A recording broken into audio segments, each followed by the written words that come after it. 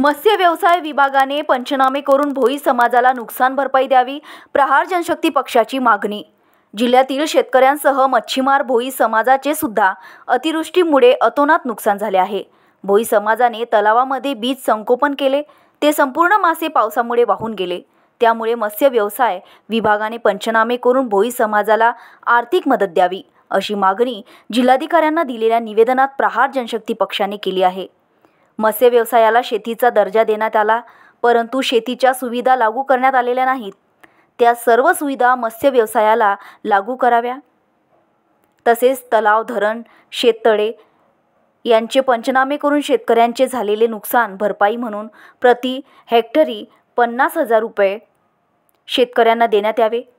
NDRF मध्ये पारंगत मच्छीमार बांधवांचा समावेश करावा। त्यांना शैक्षणिक शुल्कमध्ये माफी देण्यात यावी। तसेच ज्या भोई बांधवांचे मत्स्यबीज वाहून गेलेले आहेत, त्यांना नवीन मत्स्यबीज मोफत देण्यात यावे, अशी मागणी जिल्हाधिकाऱ्यांना दिलेल्या निवेदनात केली आहे।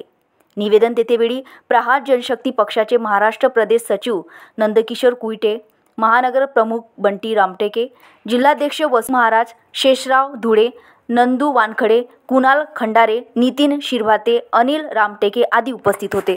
मी नंदकिशोर कुईटे, प्रहारच्या वतीने आज माननीय मुख्यमंत्री साहेब यांना जिल्हाधिकारी कार्यालयामार्फत निवेदन पाठवलं आहे। एक राज्यातला गंभीरपूर्ण जो विषय होता तो म्हणजे मच्छीमारांचा।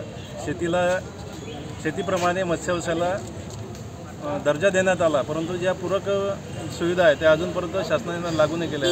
फक्त आश्वासनाने ढोंग हे मिरवत आहे। कारण शेतीचं आज मोठ्या प्रमाणात नुकसान झालं आहे, त्याच आधारित मच्छीमारांनी तलावामध्ये जे संगोपन केलेलं बीज आहे, हे लाखो रुपयाचं बीज असून हे पूर्णतः वाहून गेलं आहे, पण त्याची कुठलीही शासनाने अजूनपर्यंत पंचनामे केलेले नाही। ते गाढ झोपेत आहे। मत्स्य व्यवसाय विभाग हा पूर्णतः एसीत बसून पंचनाम्याचे खोटे अहवाल पाठवत आहे, असा आमचा गंभीर आरोप आहे। तरी त्वरित त्यांनी शासनाने यांना पंचनामे करण्याचे आदेश द्यावे व हेक्टरी मच्छीमारांना 50,000 रुपये मदत करावी, ही आमची प्रहारच्या वतीनं राज्यभरातलं मागणी आहे। आता समोर काय करायचं? यानंतर जरी यांनी दखल नाही घेतली, राज्यभरात हे आंदोलन छेडण्यात येईल। तसा माननीय बच्चू यांनी हा मुद्दा घेतलेलाच आहे। राज्यव्यापी विषय चालूच आहे, पण हे गांभीर्यपूर्वक अजूनपर्यंत घेत नाही। तरी आम्ही आता जोमाने ताकदीनं रस्त्यावर उतरू। अर्चना रक्षे, विदर्भ न्यूज, अमरावती।